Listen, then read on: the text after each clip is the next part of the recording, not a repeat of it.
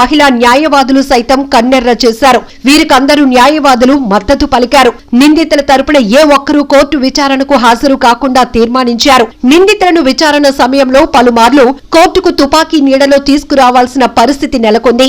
2019 మే 21 నుంచి ఈ కేసు విచారణ కోయంబత్తూరు మహిళా కోర్టులో వాయిదాల పర్వంతో కొనసాగుతూ వచ్చింది. ఈ కేసు విచారణ సమయంలో అనేక మలుపులు, వివాదాలు సాగాయి. ఈ కేసును విచారిస్తున్న న్యాయమూర్తి నందినీదేవిని 2023లో బదిలీ చేశారు. చివరకు హైకోర్టు జోక్యంతో ఈ కేసు విచారణ ముగిసే వరకు న్యాయమూర్తిగా నందినీదేవి కొనసాగారు. కేసు విచారణను ముగించారు. బాధితుల వాంగ్మూలం, సాక్షుల వాంగ్మూలం నమోదు చేసుకున్నారు. కేసు విచారణను ముగించిన న్యాయమూర్తి నందినీదేవి మంగళవారం తీర్పు వెలువరించారు.